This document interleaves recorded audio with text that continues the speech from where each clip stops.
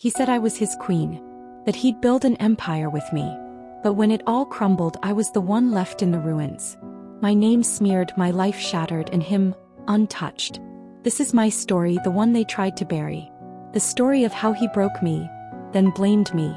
So if you think you've heard it all, you haven't. Hit follow on your favorite platform now, because the next story might just change the way you see everything. Don't miss a single twisted turn.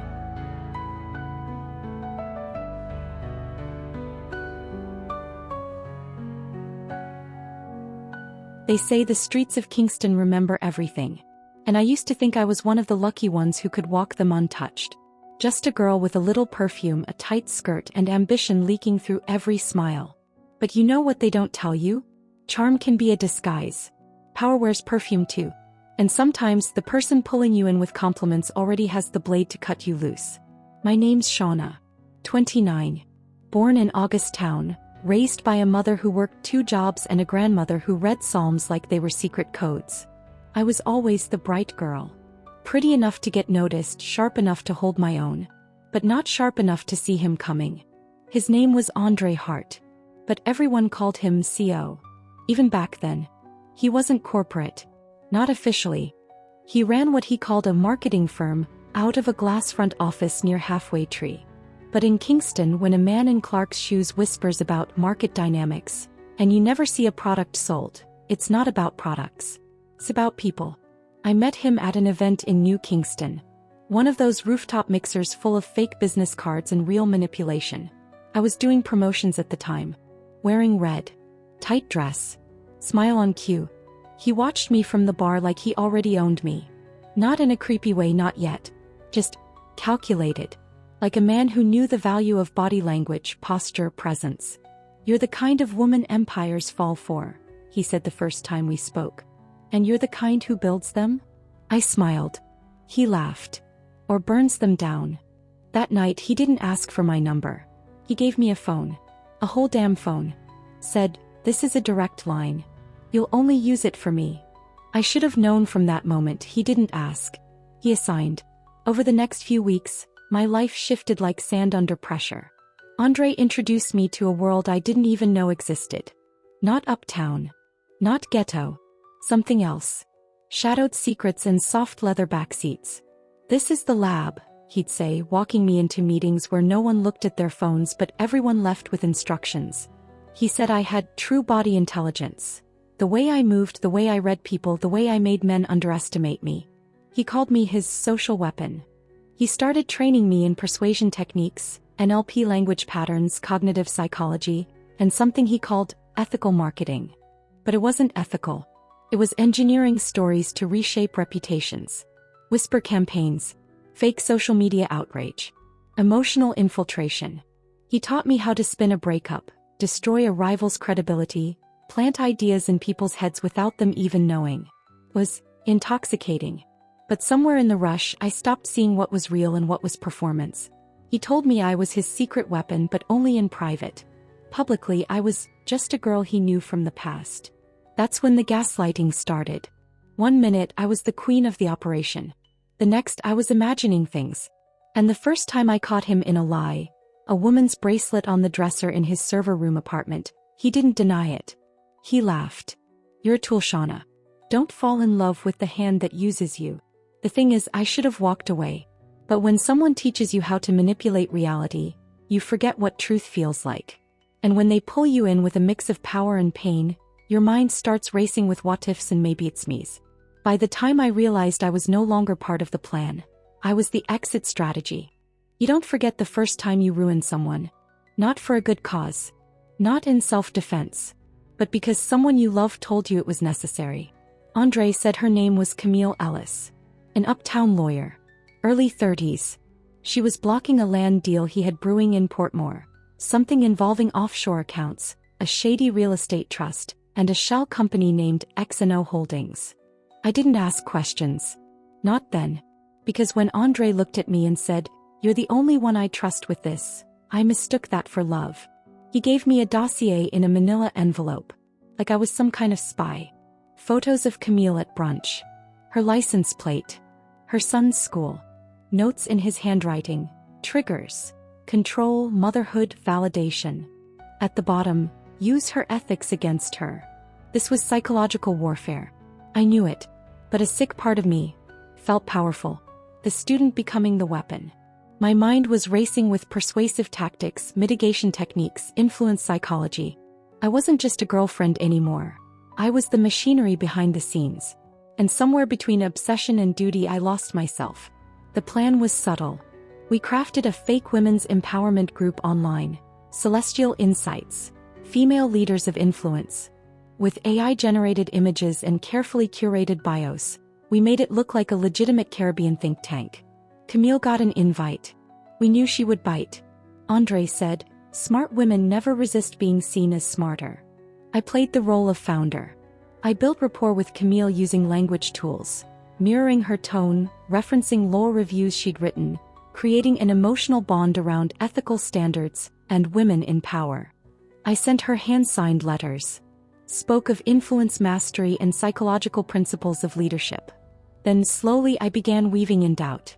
Private DMs, voice notes, made-up claims that she was being targeted by her own firm. That whispers were circling, that she should prepare.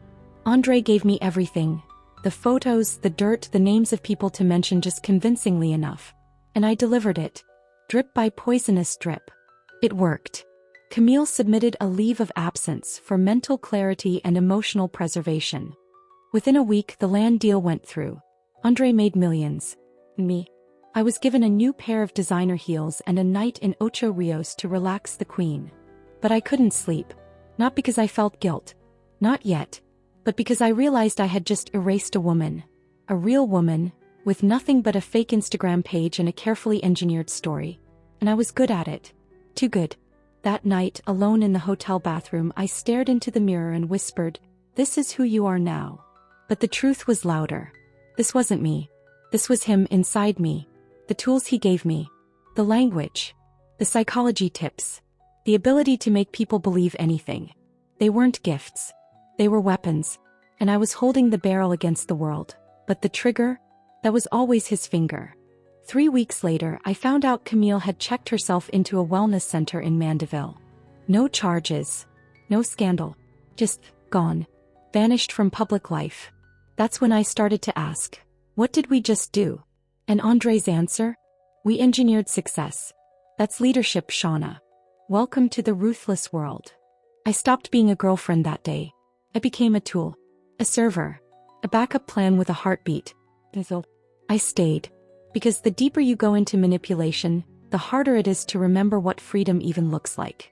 You ever feel like the floor beneath you is still there, but somehow you're falling anyway? That's what it felt like.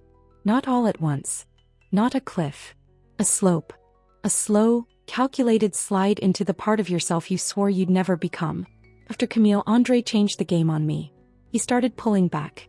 Not just physically, mentally, emotionally, but not in the ways most men disappear. No, this was a strategic withdrawal. A kind of social manipulation that makes you doubt what you felt even when you were there. He didn't vanish. He echoed. Like a voice in a big empty room. I'd walk into his apartment, the one with the matte black walls and the cold-ass server room humming behind his bookshelf, and find him staring at screens half-naked, mumbling about market dynamics and signal intercepts. "You were supposed to meet me at the cafe," I said one night. He blinked like he just woke up. "We never said that." I showed him the message. He laughed. "That's your other boyfriend then. Maybe you should ask him." It was subtle. Surgical. Like he was playing with my cognitive psychology just to see how far he could bend it before it snapped. And every time I got close to confronting him, every time I felt the heat of truth building, he'd flip the script. He'd touch my face. Kiss my collarbone. Whisper, "Don't you trust me, Shauna? After all we've built." And just like that, I'd fold. He started controlling my time. My phone would ping with calendar invites from fake clients. Then he'd say I was overreacting when I told him I felt overwhelmed. He'd say I was emotional, overstimulated, impossible to manage. He'd say, "Maybe you're not built for this level of operation." So I doubled down. Started studying again. Influence techniques, group behavior, psychological warfare. I even went back to some of his old audio files labeled PS1. A twisted archive of case studies he kept from women he'd used before me. Voices like mine. Soft, eager, desperate to please. I should have run. But I didn't. Because by now I wasn't chasing love. I was chasing redemption. I wanted to prove I was worth the risk he never actually took. The first big shift came when I started noticing patterns. His clothes smelled like perfume I didn't wear. His Wi-Fi history was wiped clean every night. And his favorite leather journal, the one he guarded like it was encrypted gold, had my name written in the corner of a page I wasn't meant to see. Shauna, leverage/emotional hinge/volatile asset. Volatile asset. That's all I was to him. One night I confronted him.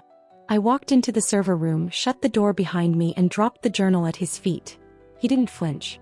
Just sat there lit by the blue glow of 4 flat screens, calm like he rehearsed this. "You read my private files?" he said. "You lied to me," I snapped. "I trained you," he replied. "And clearly you've learned." He stood up slow. Walked toward me like he was walking toward prey, not to kill it but to remind it who built the cage. "You're addicted to control, Shauna," he said. "The same control I gave you. Now you hate me because you can't separate who you were from who I made you." I wanted to scream. That I stood there. Quiet. Pulled. My body screaming while my lips stayed shut. Because when someone rewires your identity through subtle abuse, you don't recognize the violence until you're too deep inside it. Later that night I found a burner phone in his closet. On it, a text thread from a woman named Hidden Mistress. "Let her spiral. She'll bury herself soon enough." That's when I knew. I wasn't just being used. I was being documented. The next setup wasn't professional. It was personal. And I was about to become the story he told. When things got messy. When someone decides to erase you, they don't start with violence. They start with whispers. They start with doubt. And Andre. He was a master of curated tales. By the time I realized what was happening, my name was already in mouths I never kissed. My image distorted through group chats, voice notes and twisted digital fingerprints. It wasn't just betrayal. It was engineering. I saw it unfold like a slow leak in a sealed room. No explosion, just the suffocating weight of perception shifting against me. And the worst part? I couldn't trace the source. Because the fingerprints weren't his. They were mine. He'd already built the narrative. It started with a text from my cousin Nia. "Girl, are you okay? I heard you broke into his place." I laughed. Thought she was joking. Then another message. "A coworker. Word is you pulled a knife on him. I hope that's not true." Then, silence. People stopped replying. Work dried up. Even the women from our Celestial Insights network, the one we used to destroy Camille, went ghost. Andre had activated the script. He was using every technique we once used together. Against me. Digital manipulation. Deepfakes. Screen recordings cut and sewn into a false narrative. Screenshots of things I never said. Audio files I never recorded. A blurred photo of me outside his gate. Aggressive, unhinged, emotionally unstable. I saw myself becoming the character he designed. Volatile asset. And when I confronted him, he flipped it like always. "You're spiraling, Shauna. It's textbook. You're trying to self-sabotage and frame me in the process. This is why I kept the files. For protection." Protection. That's what he called it. The folder on his laptop labeled Mitigation Techniques/Shauna Thomas. Inside, photos of me crying, clips of our arguments recorded without my knowledge, a forged email from me admitting to stalking him. "Insurance," he said. "In case you became a liability." The next day police came to my apartment. Not to arrest me, but to question me. About unwanted digital communication, about erratic behavior, about a man named Andre Hart who claimed he was in fear for his safety. I looked at them. 2 clean-shaved officers from Halfway Tree, standing in my living room like they were casing it for something more. And I said, "Has he shown you the messages?" One of them flipped through a printed WhatsApp thread. It was my name. My number. My picture. But not my words. That's when I realized he had access to my iCloud backup. He had everything. My voice notes. My screen recordings. My memories. This wasn't just a smear campaign. It was a digital assassination. I started spiraling. I lost my lease within 2 weeks. Landlord said there were disturbances. never gave specifics. My bank account froze over a flagged wire transfer I never made. An old friend blocked me after seeing leaked footage of me in a hotel with a married politician. Edited, timed, manipulated. Every piece of my life was dissolving under the weight of fabricated evidence. Andre was hosting a panel on ethical leadership in digital marketing at a tech conference in Montego Bay. Smiling in suits. Shaking hands with influencers. Posting quotes about trust and honesty with golden hour lighting. I stood outside the venue that night. In the dark. Watching from across the street. I had nothing. No team. No voice. Just a shaking body and a bleeding heart. And the knowledge that everything he built using my hands. But I wasn't just grieving the relationship. I was grieving the version of me I'd become trying to keep it alive. Because the truth is, I wasn't innocent. I'd helped him build the tools, shape the lies, engineer the collapses. Now I was just another character in the story of his success. Another woman broken. Another name buried beneath his empire. They say when a woman has nothing left to lose, she becomes dangerous. That's not true. She becomes clear. Clarity doesn't come in a scream. It comes in silence, when the mind stops racing and the noise of survival gives way to a different voice. A colder one. One that doesn't beg. One that doesn't flinch. After Andre took everything, my work, my voice, my name, I disappeared. Not into fear. Into strategy. Into what he taught me. He built me as a weapon. Now I would finish the job. I moved in with a friend in Stony Hill. A quiet apartment at the top of a hill, past the tangled wires and barking dogs. It was the first time I'd slept without sirens or paranoia in weeks. I stayed offline. Burned the old SIM. Lived in hoodies and silence. And then I started my own archive. If he wanted to erase me digitally, I would return the favor. But with something he never expected. Testimony. Real names. Real stories. Real evidence. Remember Hidden Mistress? I found her. Took 2 weeks. A friend of a woman Andre once ghosted. Her name was Janine. She was me before me. She told me about the offshore accounts he moved her money into.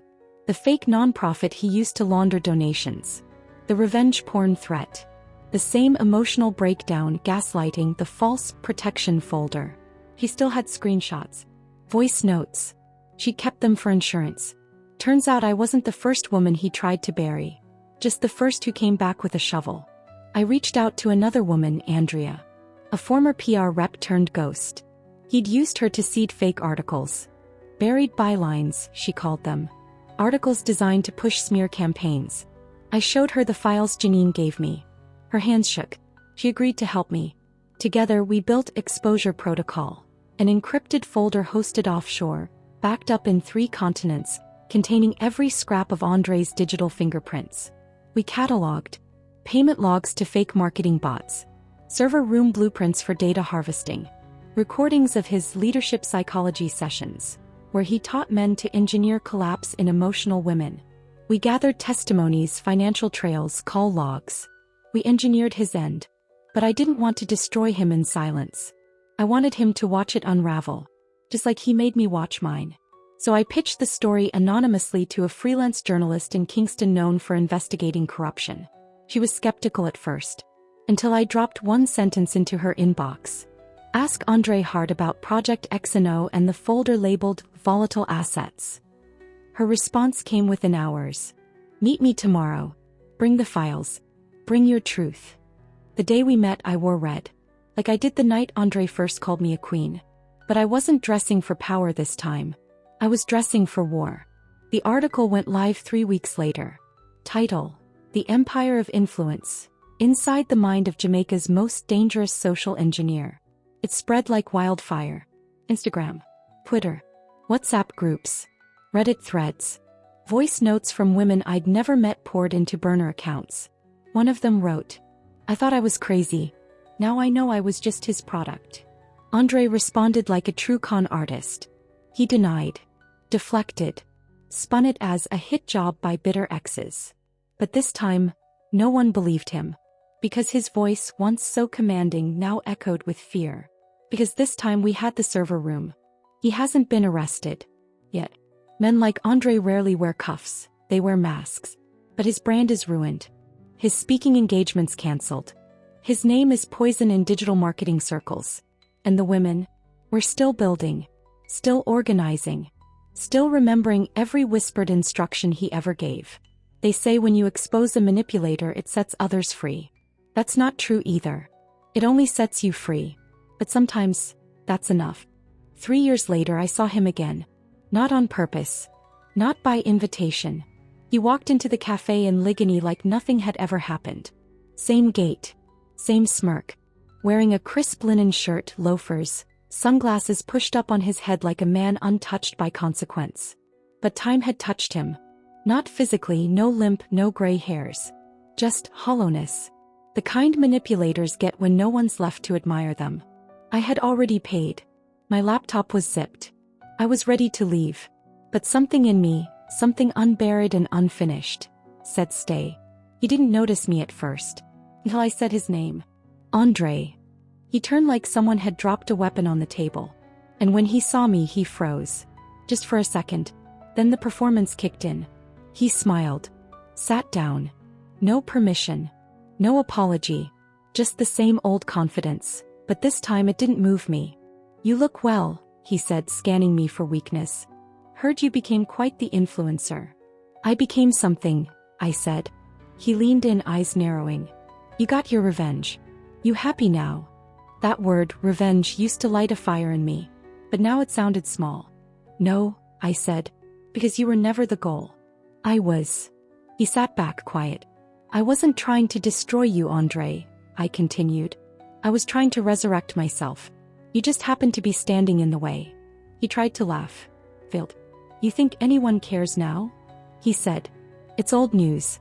Attention spans are short. Nobody remembers the articles. They remember the headlines. And mine was never guilty. That's where you're wrong, I said. The women remember. The women you trained. The ones who watched their reputations collapse in slow motion. We remember the server room, Andre.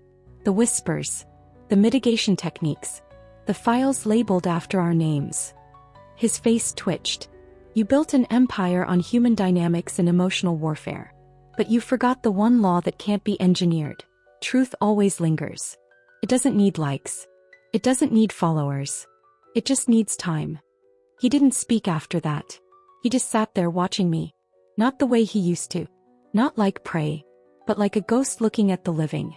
A man who lost his weapon, and now had to meet what he tried to erase. I stood to leave. But before I walked away I leaned down and said, You taught me how to erase people. But I learned how to restore myself. That's the version of me you never accounted for. Then I walked. Out into the Kingston sun. Past the schoolgirls in uniforms. Past the men selling newspapers with his name no longer on them. Past the street where we first kissed. Past the version of me that still needed closure. Because healing doesn't come with justice. It comes with clarity. And clarity is permanent.